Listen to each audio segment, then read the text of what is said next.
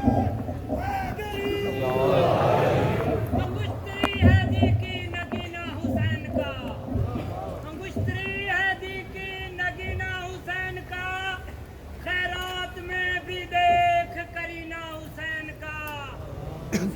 پہ سوچ، چاند ستاروں پہ غور کر، تقسیم ہو رہا ہے پسینہ حسین کا۔ سلیمان نعرہ حیدری، آپ نے دونوں ہاتھ اٹھا کر نعرہ دینا، آخری آدمی نعرہ تکبیر، نعرہ تکبیر، نعرہ رسالت، نعرہ رسالت، نعرہ حیدری، نعرہ حیدری، حسینیت، حسینیت، یزیدیت، یزیدیت، محمد و آل محمد بلند تر صلوات۔ أعوذ بالله السميع العليم من الشيطان اللعين الرجيم بسم الله الرحمن الرحيم الحمد لله المعروف من غير رؤية والخالق من غير روية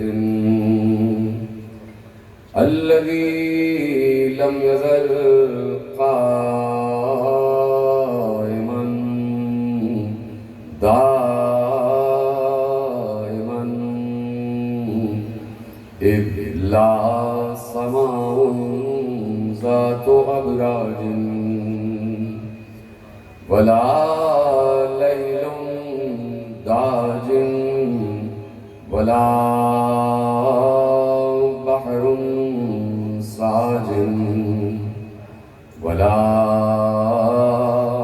أرض ذات مهاد ولا خلق ذو اعتماد والصلاة والسلام والتحية والإكرام على نبي الرحمة وخازن المغفرة وقائد الخير والبركة ومنقذ العباد من الهلكة سيدنا ومولانا أبي القاسم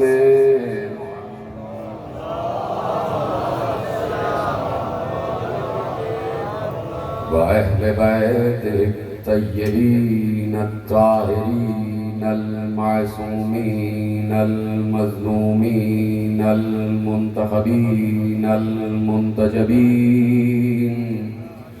الذين أذهب الله عنهم الرجس وطهرهم تطهيرا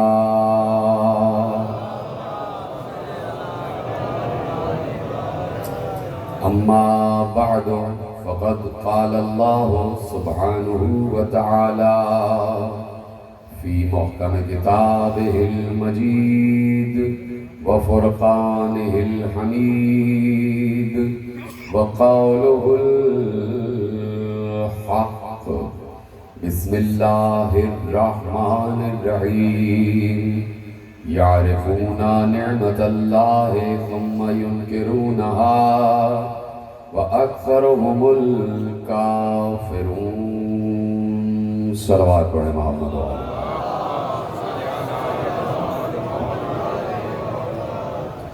1445 ہجری کے عشرہ ماہ محرم کی مرکزی امام بارگاہ دھوبی گھاٹ فیصل آباد میں آپ حضرات آج چوتھی تقریب سماعت فرما رہے ہیں۔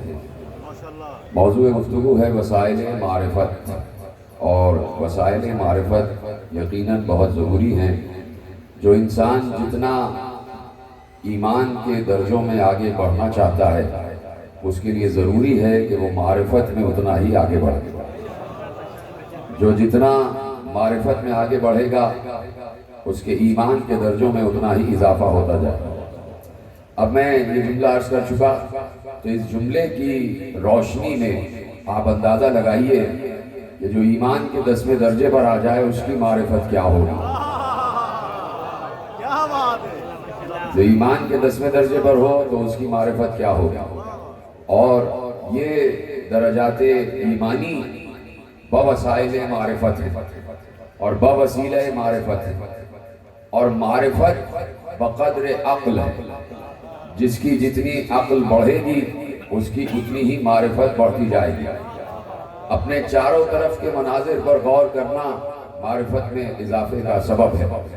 اپنے علم میں اضافہ کرنا معرفت میں اضافے کا سبب ہے۔ اپنی تعلیم میں اضافہ کرنا معرفت میں اضافے کا سبب ہے۔ اپنے مشاہدے میں اضافہ کرنا معرفت میں اضافے کا سبب ہے۔ اپنے ادب میں اضافہ کرنا معرفت میں اضافے کا سبب ہے۔ یہ سب اسباب معرفت ہیں، یہ سب وسائل معرفت ہیں، لیکن معرفت کا سب سے بڑا اور اعلیٰ عنصر کہ جو تاریخ امامت میں بتایا گیا ہے، اس میں امام موسی کاظم علیہ السلام کے دور میں ایک شخص ہے کہ جو بہت متقی ہے، بہت پرہیزگار ہے۔ اب میں گفتگو شروع کر رہا ہوں اور بتا رہا ہوں کہ اصل معرفت کسے کہا جاتا ہے، کہ اس دور میں ایک شخص ہے، متقی ہے، پرہیزگار ہے، نمازی ہے، روزے دار ہے، حج گزار ہے، امر بالمعروف بھی کرتا ہے، نہی عن المنکر بھی کرتا ہے، اور جب وقت پڑتا ہے تو دربار میں سب کے سامنے خلیفہ کو ٹوک بھی دیتا ہے، اس کی غلطی پر اس کو ٹوک بھی دیتا ہے۔ یہ ساری چیزیں اس کے اندر ہیں، وہ متقی بھی ہے، پرہیزگار بھی ہے۔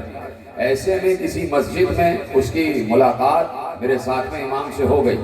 ساتویں امام کا تعارف ہوا اور امام نے کہا ہاں ہاں ہم نے تمہارے بارے میں سنا ہے، تم بڑے متقی ہو، بڑے پرہیزگار ہو، بڑے نمازی ہو، بڑے روزے دار ہو، امر بالمعروف بھی کرتے ہو، نہی عن المنکر بھی کرتے ہو، اور بادشاہ تم برسر دربار ٹوک بھی دیتے ہو، تمہارے پاس علم بھی ہے، سب کچھ ہے، لیکن اس کے باوجود تمہارے پاس معرفت نہیں ہے۔ تمہارے پاس معرفت نہیں ہے، یعنی ان تمام چیزوں کے ہونے کے باوجود معرفت ایک اور کوئی شے ہے، ایک اور کوئی جذبہ ہے، ایک اور کوئی احساس ہے، ایک اور کوئی عنصر ہے کہ جو کسی اور طریقے سے حاصل ہوتا ہے، اور معرفت کسی اور چیز کا نام ہے۔ ایک بار وہ جھٹک گئے اور انہوں نے امام سے پوچھا کہ معرفت کیا ہے؟ مل معرفت، معرفت کیا ہے؟ امام نے کہا اطلب الحدیث، جاؤ علم حدیث حاصل کرو، علم حدیث حاصل کرو۔ انہوں نے پوچھا عن کس سے حاصل کروں؟ امام نے ارشاد فرمایا عن فقہاء المدینہ، جاؤ مدینے کے فقہاء سے علم حدیث حاصل کرو۔ وہ امام کے کہنے پر مدینے کے فقیہوں سے علم دین حاصل کرنے لگے۔ انہوں نے 2-2.5 سال علم دین حاصل کیا، فقہاء مدینہ سے علم حدیث حاصل کیا، علم فقہ حاصل کیا، اور جو کچھ پڑھ سکتے تھے اسے پڑھ لیا۔ اس کے بعد بہت عرصے بعد ان کی دوبارہ امام سے ملاقات ہوئی۔ امام سے کہا کہ میں نے علم حدیث حاصل کر لیا ہے، علم فقہ فقہاء مدینہ سے حاصل کر لیا ہے، اب آپ بتائیے کیا کروں، اب کیسے معرفت حاصل کروں؟ امام نے کہا سناؤ، جو کچھ تم نے حاصل کیا ہے مجھے سناؤ، جو کچھ حاصل کیا ہے مجھے سناؤ۔ انہوں نے اتنے عرصے میں جو کچھ حاصل کیا تھا، جو کچھ پڑھا تھا، جو کچھ بھی علم حاصل کیا تھا، وہ سارا کا سارا امام کو بیان کرتے گئے۔ جب سب کچھ بیان کر چکے، امام نے کہا کچھ رہ تو نہیں گیا؟ کہا نہیں، سب بیان کر دیا۔ امام نے کہا یہ سب صحیح ہے، مگر پھر بھی تمہارے پاس ابھی معرفت نہیں ہے۔ یہ سب صحیح ہے لیکن ابھی تمہارے پاس معرفت نہیں ہے۔ اب وہ کہتے ہیں، یہ کہہ کے امام آگے بڑھ گئے، امام آگے بڑھ گئے۔ پھر اس نے پوچھا کہ میں کہاں سے معرفت حاصل کروں؟ جاؤ اطلب المعرفہ، عارف المعرفہ، جاؤ معرفت کی عرفان حاصل کرو، معرفت کا عرفان حاصل کرو، معرفت کی معرفت حاصل کرو۔ یہ کہہ کے امام آگے بڑھ گئے. اب یہ کہتے ہیں کہ مجھے اپنے دین کے بارے میں پریشانی لاحق ہو گئی کہ میں ایمان کے کس درجے پر کھڑا ہوا ہوں, میرا دین کہاں پر ہے, میرا علم کہاں پر ہے, آیا میں نے کچھ حاصل کیا بھی ہے یا نہیں ہے, یا جو کچھ بھی حاصل کیا ہے وہ سب صرف نظر ہو رہا ہے. اپنے بارے میں سوچ رہے تھے کہ دوسرے ہی دن امام سے دوبارہ ملاقات ہوئی. اب یہ آگے بڑھے, انہوں نے امام کو سلام کیا, امام نے جواب سلام دیا. ایک بار انہوں نے پوچھا کہ انی, کہنے لگے امام سے کہنے لگے انی احتج الیک بین یدی اللہ, میں اللہ سے آپ کی شکایت کروں گا. کہا کیوں؟ کہا کہ اب آپ بتائیں مجھے کہ معرفت کیا ہے. فدلنی علی المعرفہ, اب آپ مجھے بتائیں کہ معرفت کیا ہے, مجھے معرفت کے دلائل اب آپ پیش کریں. فدلنی علی المعرفہ, اب آپ مجھے بتائیں کہ معرفت کیا ہے. یہ سب پیش نگاہ ہو گیا نا آپ کے تمام حضرات جو میرے ساتھ بیٹھے ہوئے ہیں کہ انہوں نے علم حدیث بھی حاصل کر لیا, یہ نمازی بھی ہیں, یہ پرہیزگار بھی ہیں, یہ متقی بھی ہیں, یہ امر بالمعروف بھی کرتے ہیں, یہ نہی عن المنکر بھی کرتے ہیں, یہ تمام چیزیں جو شریعت کے تقاضے ہیں وہ پورے بھی کرتے ہیں. بادشاہ کو دربار میں برسر دربار ٹوک بھی دیتے ہیں, بادشاہ کو بتا بھی دیتے ہیں کہ یہ کام تم غلط کر رہے ہو. جرأت بھی ہے, ہمت بھی ہے, علم بھی ہے, تعلیم بھی ہے, تقویٰ بھی ہے, پرہیزگاری بھی ہے, امر بھی ہے, معروف بھی ہے, نہیں بھی ہے, رعایت بھی ہے, برات بھی ہے, سب کچھ ہے. لیکن امام سے پوچھ رہے ہیں فدلنی علی المعرفہ, اب آپ بتائیے کہ معرفت کیا ہے. جیسے ہی انہوں نے امام سے یہ پوچھا کہ اب آپ بتائیے معرفت کیا ہے, تو امام نے ذکر علی شروع کر دیا.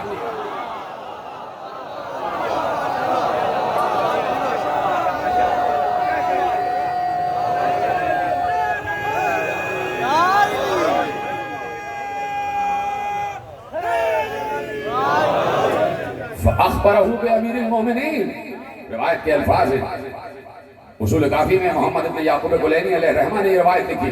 فأخبرہ بأمیر المومنین, انہوں نے, امام نے امیر المومنین کا ذکر شروع کر دیا, یعنی بتایا کہ معرفت بغیر ذکر علی ناممکن ہے.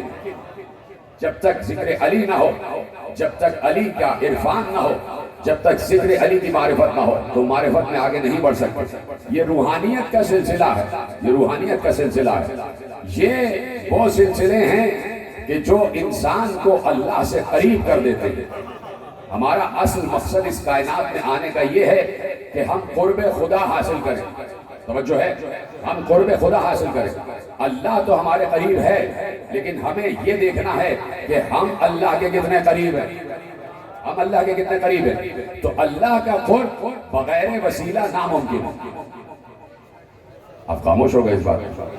قرب خدا بغیر وسیلہ, وسیلے کے بغیر ناممکن ہے. اس لیے کہ اللہ کا تعارف جو ہم تک پہنچا ہے وہ وسیلے کے تحت پہنچا. اللہ جو ہم تک پہنچا ہے, اس کا تعارف جو ہم تک پہنچا ہے وہ وسیلے کے ذریعے پہنچا ہے. اللہ بغیر وسیلہ ہم تک نہیں پہنچا. حالانکہ وہ قادر مطلق ہے, حالانکہ ہر چیز پر قدرت رکھتا ہے.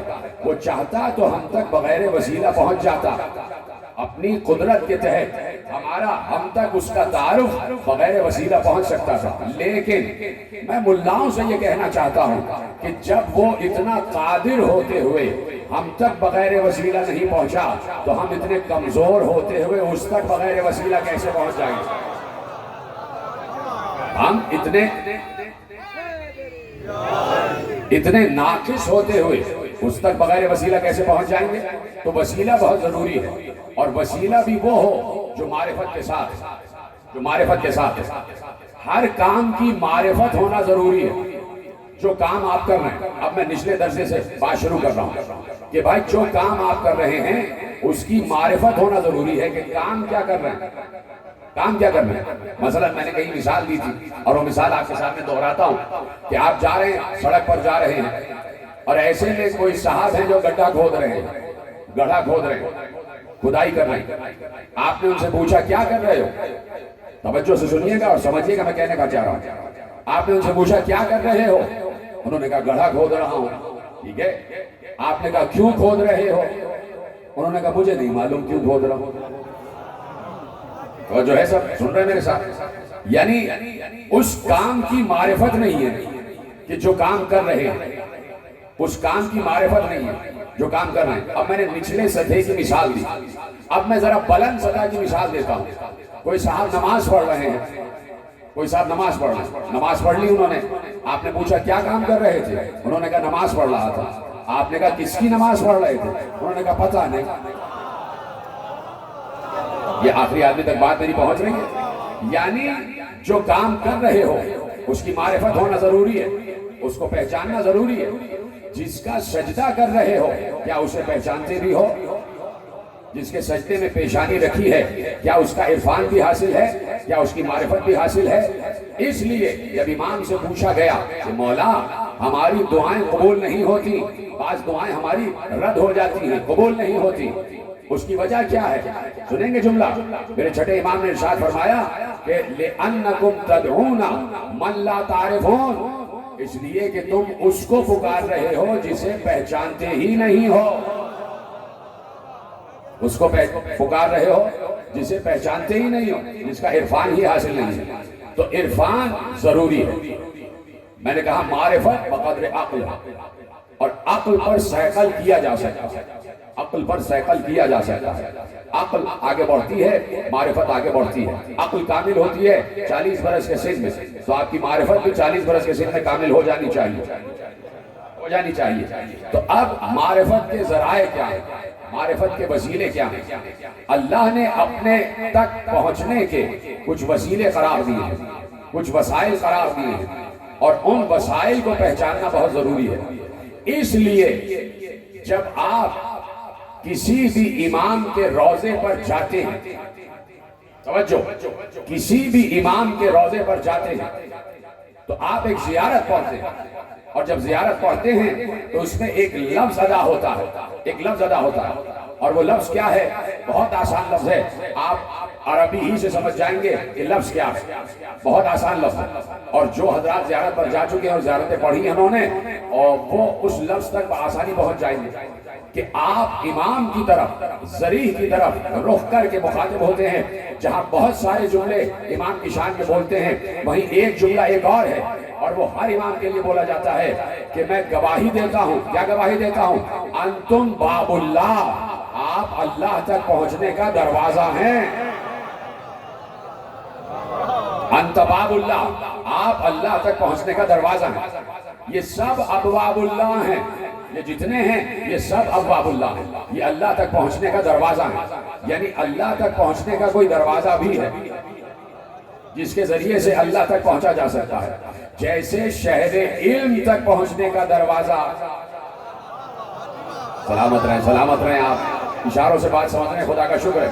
جیسے شہر علم تک پہنچنے کا دروازہ علی ہے، ویسے ہی ہر دروازہ جو آل محمد سے متصل ہے وہ اللہ تک پہنچاتا ہے، اللہ سے قریب کرتا ہے، وہ اللہ سے قریب کرتا ہے۔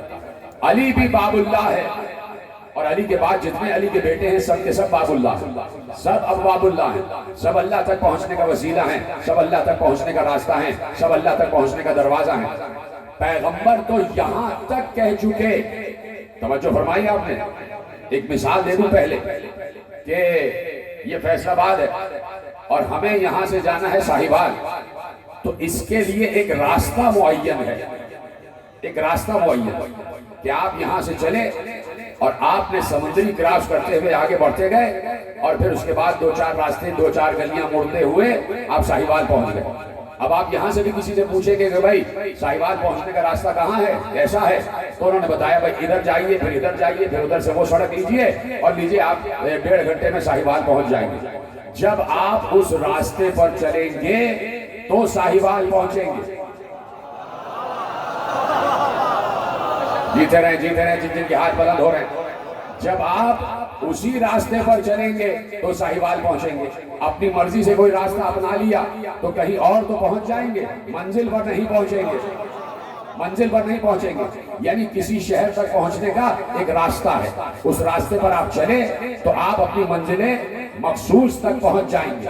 आपने कोई और रास्ता अपनाया तो कहीं और पहुंचेंगे, उस मंजिल तक नहीं पहुंचेंगे। ठीक है, पैगंबर ने मस्जिद नबवी के मिंबर पर बैठकर अली को मुखातिब किया और सारे असहाब सामने मौजूद थे, सारे अजिल्ला असहाब किराम सामने मौजूद थे, सारे दर्जात वाले असहाब किराम सामने मौजूद थे, सारे काबिल एहतराम असहाब किराम सामने मौजूद थे। उन सब की मौजूदगी में एक बार अली को मुखातिब करके कहा, जुमला सुनेंगे आप पैगंबर का जुमला, उन सब असहाब की मौजूदगी में पैगंबर ने अली को मुखातिब करके कहा, या अली अंत तरीक़ इलल्लाह, ऐ अली तुम अल्लाह तक पहुंचने का रास्ता हो।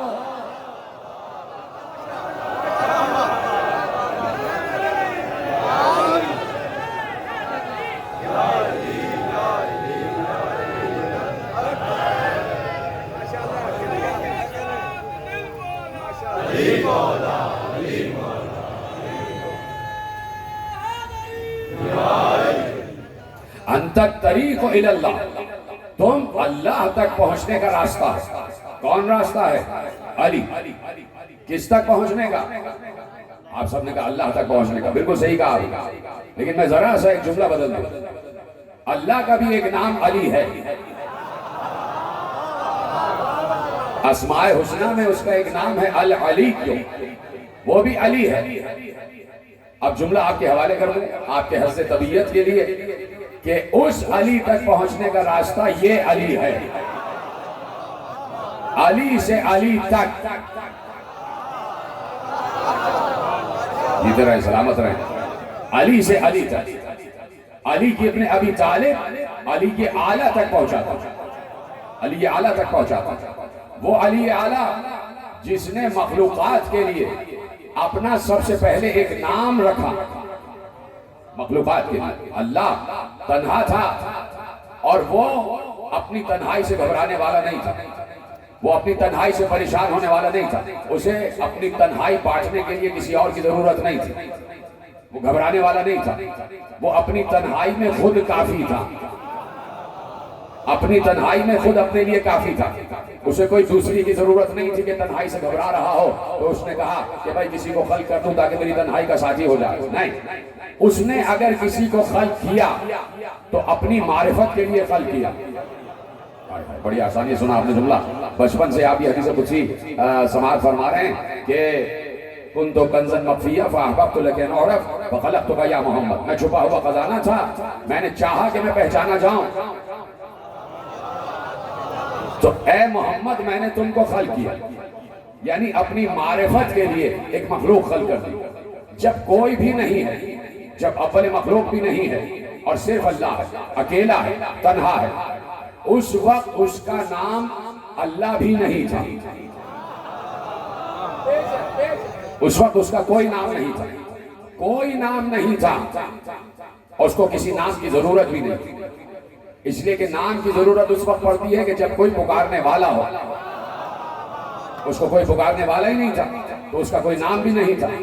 जब उसने, मासूम इरशाद फरमाते हैं कि जब उसने मखलूक के खल्क करने का इरादा किया, जब उसने मखलूक के खल्क करने का इरादा किया तो उसके इल्म में ये बात थी कि ये मखलूक परेशान भी होगी, ये मखलूक घबराहट का शिकार भी होगी, ये मखलूक मुश्किल में गिरफ्तार भी होगी और इसे अपनी मुश्किल कुशाई के लिए कोई मुश्किल कुशा चाहिए होगा, इसे अपनी मुश्किल को रद्द करने के लिए कोई हाजत रवा चाहिए होगा, कोई ऐसा चाहिए होगा जिसे ये पुकारे और वो मदद के लिए आ जाए। तो अल्लाह ने मखलूक की मुश्किलात को रद्द करने के लिए अपना जो सबसे पहला नाम रखा वो था अलीउल अजीम,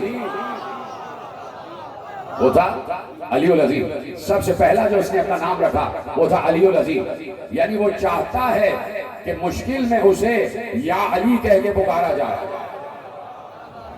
बड़ी आसानी सुना आपने जुमला मेरे अजीजों, वो चाहता है कि मुश्किल में उसे ही पुकारा जाए और जब पुकारा जाए तो या अली कह के पुकारा जाए, या अली कह के पुकारा जाए। इसीलिए जब हम एक दूसरे से मिलते हैं तो हाथ मिलाते वक्त या अली मदद कहते हैं कि अल्लाह को याद कर रहे होते, उसे याद कर रहे होते।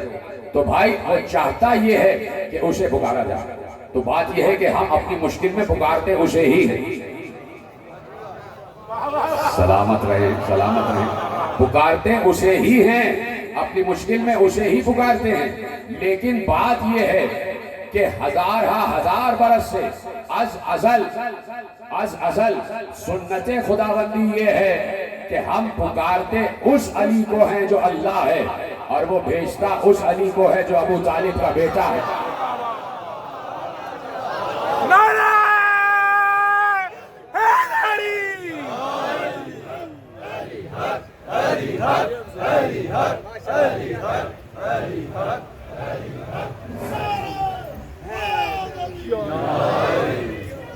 بر محمد و اہل بیت محمد صلوات. معزز سادات و مومنین، ہمیں ہمیشہ ہی سے آپ کے تعاون پر فخر رہا ہے، اور جب بھی ہم نے مشن امام حسین علیہ السلام کے لیے آپ کے سامنے جھولی پھیلائی ہے، چندہ کی اپیل کی ہے، تو آپ نے دل کھول کر ہماری امداد کی ہے. تو ہمارے کارکنان جن کے پاس سبز رنگ کی جھولیاں ہیں وہ آپ کے درمیان آئیں گے. تو آپ سے صدا ہے کہ عزاداری سید الشہداء کے اس مشن کے لیے آپ ہم سے تعاون فرمائیں. یہ پیچھے بھی کچھ صاحبان جن کی ڈیوٹی لگی ہوئی ہے وہ اٹھے اور ریز ہوٹل کی طرف اور آپ اوپر تشریف لے آ جائیے، اوپر تشریف لے. آپ بولیے، آپ میری نظر نہیں پڑتی کوئی. نہیں، میں معذرت چاہتا ہوں آپ کو. اور آپ سے گزارش ہے کہ اور آپ اس عمل سے بھی بخوبی آگاہ ہیں کہ ہمارے محدود وسائل ہیں اور ہمارا کوئی مستقل آمدنی کا بھی ذریعہ نہیں ہے. تو یہ تمام تر انتظامات اور یہ تمام تر اخراجات آپ ہی کے تعاون سے ہیں، اور انشاءاللہ فیاض حامد اس کو رہنا ہے. تو مشن امام حسین کے لیے چند جو ہیں اس میں ہم آپ سے بار بار اپیل کرتے رہیں گے. تو آپ سے درخواست ہے کہ آپ عزاداری سید الشہداء کے لیے ہم سے تعاون فرمائیں. پیچھے کی طرف بھی کچھ لوگ اگر کھڑے نہیں ہیں تو ان سے گزارش ہے کہ وہاں سے وہ اٹھے، 2-4 بندے اور اس کام کو نپٹا لیں. اور جو اپنے طور پر چندہ لے رہے ہیں ان سے درخواست ہے کہ وہ جب چندہ لے لیں تو جو ہمارے سبز جولیوں والے احباب ہیں وہ اپنا چندہ ان کو دے دیں.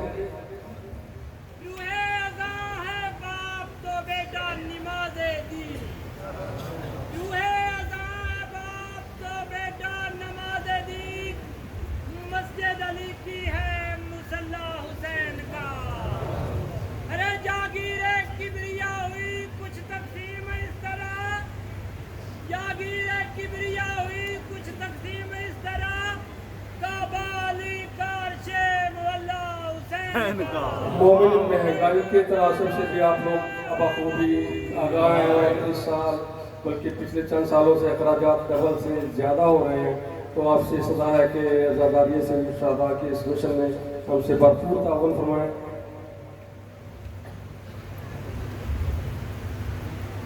ابھی قبلہ صاحب نے فرمایا نا علی سے علی تک، تو اس کے ضمن میں قبلہ صاحب سے بات جنت کے اشتیاق میں سجدوں کا اہتمام، جنت کے اشتیاق میں سجدوں کا اہتمام. میں کیوں نہ ایسے شوق کو سوداگری کہوں، اور لے کر جو خون سے اجر رسالت نہ دے سکے قاصد کہوں نہ تو کیا اسے متقی کہوں. کارزات کی تگار علی العظیم ہے، کس کو خدا کہوں تو میں کس کو علی کہوں.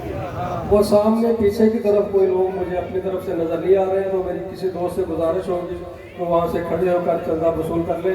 جو لاسٹ میں مومنین بیٹھے ہیں ان سے درخواست ہے کہ وہاں سے کوئی اگر بندہ کھڑا ہو کے اگر وہ یہ کرتے تو ان کی مہربانی ہوگی، اور کر کے وہ ہمارے جو کارکنان درمیان میں موجود ہیں ان کو دے دیں. کارزات کردگار علی العظیم ہے، کس کو خدا کہوں تو میں کس کو علی کہوں. بس ایک ہی آرزو ہے کہ میدان حشر میں حیدر کے روبرو میں خدا کو علی کہوں. علی حق کے نعرہ ہے.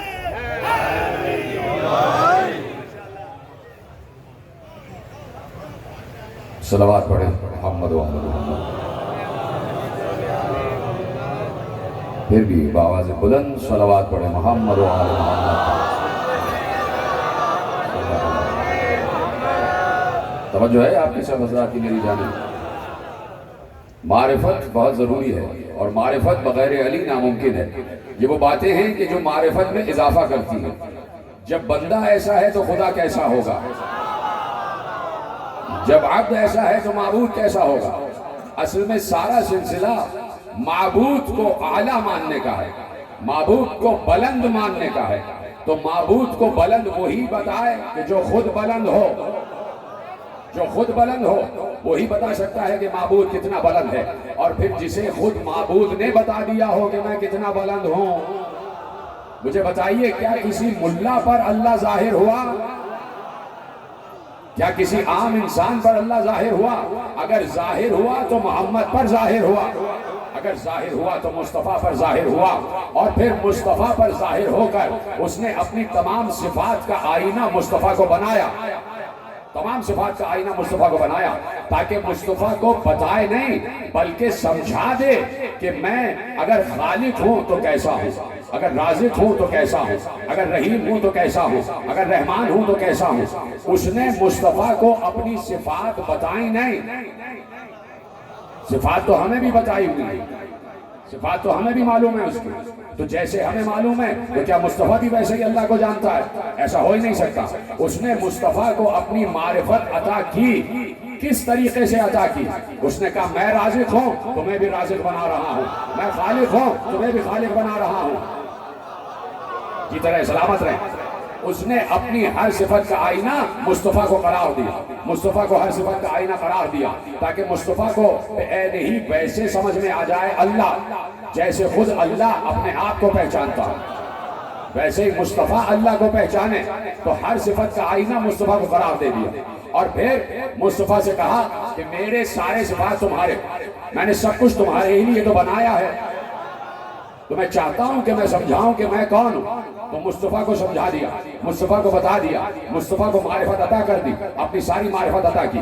خود رحمان تھا تو مصطفیٰ کو بھی رحمان بنا دیا، خود رحیم تھا تو مصطفیٰ کو بھی رحیم بنا دیا، خود رؤوف تھا تو مصطفیٰ کو بھی رؤوف بنا دیا، خود کریم تھا تو مصطفیٰ کو بھی کریم بنا دیا، خود خالق تھا تو مصطفیٰ کو بھی خالق بنا دیا، خود رازق تھا تو مصطفیٰ کو بھی رازق بنا دیا، خود غفور تھا تو مصطفیٰ کو غفور بنا دیا، خود غفار تھا تو مصطفیٰ کو بھی غفار بنا دیا، خود قہار تھا تو مصطفیٰ کو بھی جلال کا آئینہ بنا دیا، خود صبور تھا تو مصطفیٰ کو بھی صبور بنا دیا، خود شکور تھا تو مصطفیٰ کو بھی شکور بنا دیا، خود ستار تھا تو مصطفیٰ کو بھی ستار بنا دیا، خود مومن تھا تو مصطفیٰ کو بھی مومن بنا دیا، خود مہیمن تھا تو مصطفیٰ کو بھی مہیمن بنا دیا، خود متکبر تھا تو مصطفیٰ کو بھی اس لائق کر دیا کہ وہ تکبر کرے، خود خود خود سلام تھا تو مصطفیٰ کو بھی سلام بنا دیا، خود مہیمن تھا تو مصطفیٰ کو بھی مہیمن بنا دیا، خود قدوس تھا تو مصطفیٰ کو بھی قدوس بنا دیا، خود سلام تھا تو مصطفیٰ کو بھی سلام بنا دیا، خود لطیف تھا تو مصطفیٰ کو بھی لطیف بنا دیا، خود خبیر تھا تو مصطفیٰ کو بھی خبیر بنا دیا، خود سمیع تھا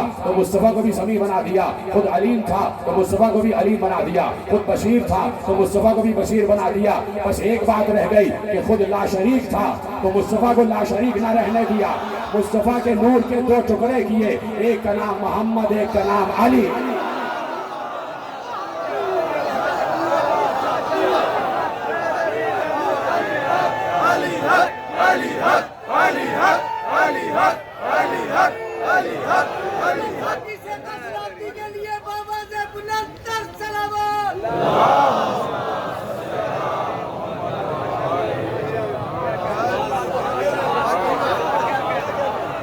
اور پھر دوسرا ٹکڑا جو خلق ہوا، دوسرا ٹکڑا جو صادر ہوا، اسے علی کا نام دیا، بتایا یہ علی سمجھا۔ اس علی کو اتنے مرتبے عطا کر دیے محمد کے ذریعے سے۔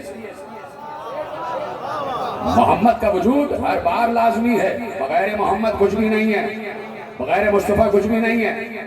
محمد کے ذریعے سے اس علی کو وہ مراتب عطا کی، اس علی کے ان مراتب کا اعلان کیا کہ جن مراتب تک کوئی نہ پہنچ سکا، جن مراتب تک کوئی نہ پہنچ سکا۔ توجہ ہے آپ نے، میں نے روکی ہے بات اس لیے کہ مجھے ایک روایت یاد آ گئی۔ علی کو ماننا کتنا ضروری ہے، اور علی کو ماننا کتنا حساس ہے، اور علی کو ماننا کتنا مہم ہے، کتنا اہم ہے علی کو ماننا۔ اور علی کو نہ ماننے سے، علی پر اعتراض کرنے سے، علی کے بغض سے ہوتا کیا؟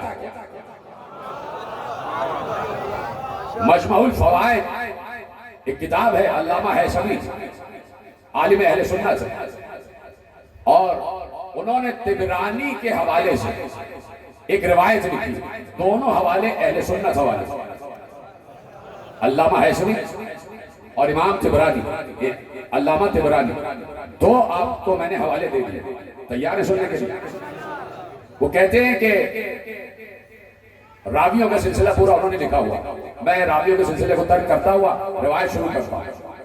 انہوں نے کہا کہ پیغمبر نے یمن کی جنگ میں علی کو سردار بنایا اور جبل کی جنگ میں خالد بن ولید کو سردار بنایا، اور کہا جہاں یہ دونوں لشکر جمع ہو جائیں تو پھر سردار دونوں لشکروں کا علی ہوگا۔ علامہ حیثمی لکھ رہے ہیں، عالم اہل سنت لکھ رہے ہیں، اگر انہوں نے یہ روایت نہ لکھی ہوتی تو میں ممبر سے بیان نہ کرتا۔ انہوں نے روایت کی کہ دو لشکر ترتیب دیے، ایک یمن کا اور ایک جبل کا، کہا یہ دونوں لشکر جب مل جائیں تو سردار علی ہوگا، اور اتفاق یہ ہوا کہ دونوں لشکر مل گئے۔